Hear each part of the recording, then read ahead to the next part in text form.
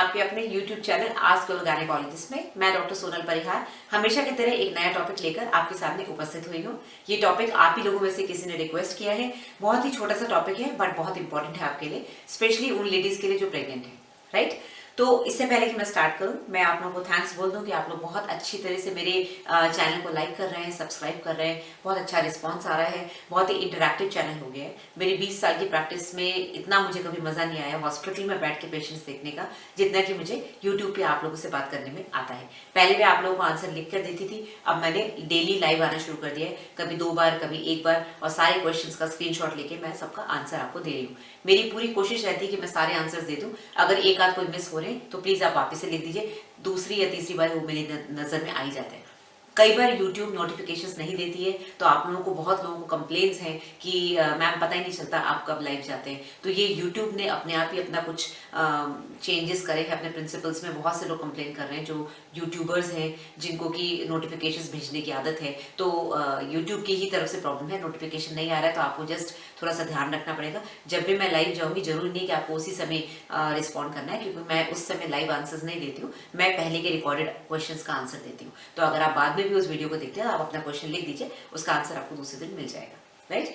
जो लोग मेरे से पर्सनली कंसल्ट करना चाहते हैं, बहुत पर्सनल कोई प्रॉब्लम है, तो डॉकवाइज ऐप को डाउनलोड कर लीजिए मोबाइल के प्ले स्टोर से। मेरा पिन लिखा हुआ है, आप उसको पिन को डालिए, आप मेरे से कंसल्ट कर सकते हैं। जो लोग इंडिया से बाहर हैं उनको थोड़ी प्रॉब्लम है, क्योंकि या तो पेमेंट में प्रॉब्लम आती है, या फिर वो कॉल रिक्वेस्ट भेजते हैं तो इंटरनेशनल कॉल्स इस ऐप के थ्रू नहीं हो सकती, ओनली इंडियन नंबर पे ही कॉल हो सकती है। बाकी ऐप बहुत अच्छा है, व्हाट्सएप की तरह इसमें चैटिंग हो जाती है, आप अपनी सारी रिपोर्ट शेयर कर सकते हैं, जरूरत पड़ेगी तो मैं प्रिस्क्रिप्शन भी आपको भेज सकती हूँ और आपको कॉल भी कर सकते हैं, राइट। जो लोग मेरे हॉस्पिटल आ सकते हैं उनके लिए एड्रेस लिखा हुआ है, लैंडलाइन नंबर है, मेरी सेक्रेटरी का नंबर है, तो आप कभी भी किसी भी तरह से मुझे कांटेक्ट कर सकते हैं। कुछ हेल्पलाइन नंबर्स मैं हमेशा देती हूँ, ये डॉकवाइज ऐप के हेल्पलाइन नंबर्स हैं। जो लोग नहीं डाउनलोड कर पा रहे हैं या जिन लोगों को समझ में नहीं आ रहा है आगे कैसे बढ़ना है, आप इस नंबर पर या तो कॉल कर सकते हैं या व्हाट्सएप कर सकते हैं, राइट। इसके अलावा यूट्यूब के अलावा अगर आप मेरे को कहीं और फॉलो करना चाहते हैं तो इंस्टाग्राम, ट्विटर, फेसबुक, ये सारे मेरे पेजेस हैं, आप मेरे को वहाँ फॉलो कर सकते हैं। कुछ लोग मेरे से मेडिकल क्वेश्चंस इंस्टाग्राम पे और फेसबुक पे पूछते हैं, I would request you and suggest कि आप यूट्यूब पे ही आए, वो बेटर रहेगा। फिर भी अगर आपको दिक्कत हो रही है यूट्यूब पे, तो मैं कोशिश करती हूँ कि आपको वहीं का वहीं आंसर दे दूँ, राइट। पब्लिकली मैसेज मत करिए, पर्सनली मैसेज करिए, राइट। तो ये तो हो गया about how to follow me. Now coming to the topic, sub chorionic haemorrhage. Sub chorionic मतलब कोरियन के पीछे, हैमरेज यानी कि ब्लड, ओके। तो ब्लीडिंग होना कोरियन के पीछे। अब कोरियन क्या होता है? जब बच्चा पेट में आता है तो उस समय छोटा सा फीटस होता है, एम्ब्रियो होता है, राइट। उसके चारों तरफ पतली पतली मेम्ब्रेन्स होती हैं, उनको हम बोलते हैं कोरियन। उसमें से आधा पार्ट जो है एमनियन में डेवलप हो जाता है और कुछ पार्ट कोरियन में डेवलप हो जाता है। ज्यादा डिटेल्स में जाओगे तो आप कंफ्यूज हो जाएंगे। बेसिकली जो वो चारों तरफ मेम्ब्रेन्स होती है उसमें से कुछ पार्ट कोरियन बन के प्लासेंटा बन जाता है। कोरियन प्लासेंटा का इनिशियल स्टेज है, राइट। तो चौथे या पांचवें महीने में जब प्लासेंटा पूरा डेवलप होने लगता है, सोनोग्राफी में दिखने लगता है कि ये प्लासेंटा है, उससे पहली वाली स्टेज में वो कोरियन होता है। तो फर्स्ट ट्राइमेस्टर यानी कि फर्स्ट, सेकेंड और थर्ड मंथ में जब भी आपको किसी भी तरह की ब्लीडिंग होगी और प्लासेंटा के पीछे होगी तो उसको कोरियोनिक बोलेंगे, सब कोरियोनिक हैमरेज। तो बेसिकली जो आपके प्लासेंटा की मेम्ब्रेन्स है 2-3, जिनको कोरियन बोलते हैं शुरू में, उनके बीच में ब्लड का इकट्ठा होना, उस फोल्ड्स के बीच में ब्लड का इकट्ठा होना, उसको बोलते हैं सब कोरियोनिक हैमरेज। ना अब ये सब कोरियोनिक हैमरेज तब कहलाएगी जब वो बाहर आएगी, जब पेशेंट को पता चलेगा कि ब्लीडिंग हो रही है। वरना जनरली अंदर ही अंदर हिमेटोमा बनाती है, अंदर अंदर कलेक्ट हो जाती है, पेशेंट को कई बार पता भी नहीं चलता, सिर्फ सोनोग्राफी में पता चलता है कि भाई इसको अंदर ब्लड जमा है, ओके। तो अब आप पूछेंगे मैडम ये कैसे पता चलता है? तो सोनोग्राफी में सबसे कॉमन फाइंडिंग अर्ली प्रेगनेंसी की सब कोरियोनिक ब्लीडिंग है। अगर आप परसेंटेज पूछें तो 25%, यानी कि 4 लेडीज में से 1 लेडी को इस तरह की सोनोग्राफी फाइंडिंग मिलती है, जिसमें डॉक्टर बताते हैं कि आपके प्लासेंटा यानी कि कोरियन के पीछे थोड़ा ब्लड जमा है और बच्चे को खतरा है, ओके। अब ये मैंने बता दिया कितना कॉमन है, 1 आउट ऑफ 4 यानी कि 25%। अब आप पूछेंगे मैडम क्या इससे मिसकैरेज होता है? वेल, मिसकैरेज हो भी सकता है, नहीं भी हो सकता। इट डिपेंड्स कि कौन से पार्ट का ब्लड वेसल आपका खराब हुआ है और ब्लीड कर रहा है। बच्चा इतना छोटा सा होता है, बच्चे को कनेक्ट करती है अम्बिलिकल कॉर्ड, तो जब उसके आसपास कुछ ब्लीडिंग होती है तो इट डिपेंड्स कि बच्चे की ब्लड सप्लाई कट ऑफ हुई है कि नहीं। कहते हैं थ्योरेटिकली कि 30%, मतलब कि 30% अगर ब्लड सप्लाई बच्चे की कट ऑफ हो जाए तो ऐसे में मिसकैरेज हो जाता है। बट ये निकालना बड़ा मुश्किल है, कैसे? कितनी पेशेंट्स है जिनको सिर्फ 1 बूंद ब्लीडिंग होती है या हल्का सा ब्राउन डिस्चार्ज होता है, उनको मिसकैरेज हो जाता है, बच्चा अंदर खत्म हो जाता है। कितनी पेशेंट्स हैं जिनको कि इतनी ज्यादा ब्लीडिंग होती है उसके बावजूद बच्चा सही रहता है। तो ये कुदरत है, इसमें हम कुछ कह नहीं सकते। बस आपको इस चीज़ का ध्यान रखना है, अगर आपको जरा सी भी ब्लीडिंग हो रही है या पेन हो रहा है, बैक एक हो रहा है, तो आप फौरन डॉक्टर के पास जाइए। कई बार कंसील्ड ब्लीडिंग होती है, यानी कि छुपी हुई ब्लीडिंग होती है, आपको पता ही नहीं चलता, अंदर ही अंदर ब्लीडिंग हो जाती है। कभी कभी सिर्फ एक स्पॉट आता है, बाकी ब्लड अंदर इकट्ठा रहता है। कभी कभी कुछ इकट्ठा नहीं होता, फौरन बाहर आ जाता है, तो अंदर कुछ दिखता ही नहीं सोनोग्राफी, राइट, और पूरा ब्लड बाहर आ जाता है। तो इट रियली डिपेंड्स कितनी ब्लीडिंग हो रही है, कहाँ हो रही है, बच्चों की ब्लड सप्लाई कितनी कट ऑफ हो रही है, उसके बेसिस पे ये होता है कि भाई किसी को मिसकैरेज होता है, किसी को नहीं होता है। जनरली 90% केसेस में ये अपने आप ठीक हो जाता है। अब इसका ट्रीटमेंट कैसे होता है? इसका ट्रीटमेंट होता है, डॉक्टर आपको हार्मोन्स देंगे, प्रोजेस्टेरोन हार्मोन देते हैं, HCG ह्यूमन कोरियोनिक गोनाडोट्रोपिन, ये 2 हार्मोन्स बहुत जरूरी है प्रेगनेंसी को सपोर्ट करने के लिए।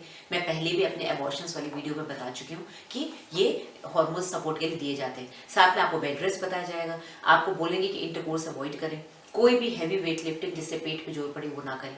ओके, अब कुछ पेशेंट्स ये पूछते हैं, मैडम एक बूंद ब्लड से कैसे बच्चे को मिसकैरेज हो सकता है, कैसे उसकी ब्लड सप्लाई खत्म हो सकती है? वेल, ऐसे केसेस में क्या होता है कि मिस्ड मिसकैरेज होता है, अंदर ही अंदर बच्चा खत्म हो चुका है, कुदरत ने आपको कुछ इंडिकेशन नहीं दिया, कुछ वार्निंग नहीं दी, और 10 दिन 15 दिन बाद वो हल्का सा एक ब्राउन ड्रॉप आके रह गया, उसको मिस्ड मिसकैरेज होता है। अगर आपने मेरा वीडियो देखा है अबॉर्शंस कितने तरह के होते हैं, यानी कि टाइप्स ऑफ अबॉर्शंस, उसमें मैंने बताया कि मिस्ड मिसकैरेज सबसे ही खतरनाक कह लो या सबसे दुखदायी होता है, क्योंकि पेशेंट को पता ही नहीं होता, हंसते खेलते आते हैं सोनोग्राफी कराने, मैडम इतना वीक्स हो गया, देखो बच्चा ठीक है कि नहीं, और कोई इतनी बैड न्यूज़ मिलती है कि बच्चा डेड है, उसको डेड हुए भी 10-15 दिन हो गए।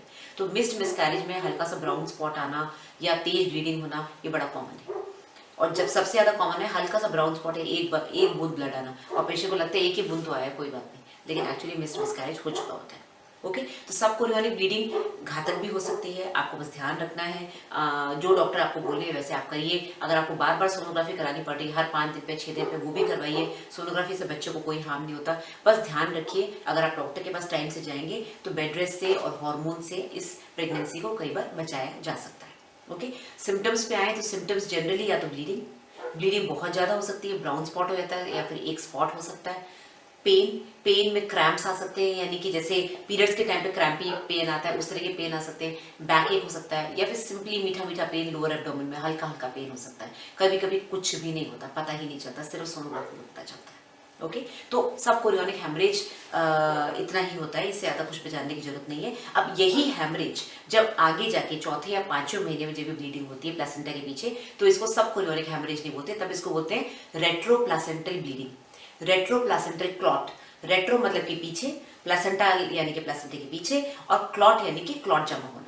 तो अब डिपेंड करता है ब्लीडिंग हो रही है पेशेंट को कि अंदर क्लॉटिंग है, सेम वही कंडीशन जैसे कि मैंने बताया, पीछे ब्लड इकट्ठा हो गया, प्लेसेंटा हल्का सा सेपरेट हो गया।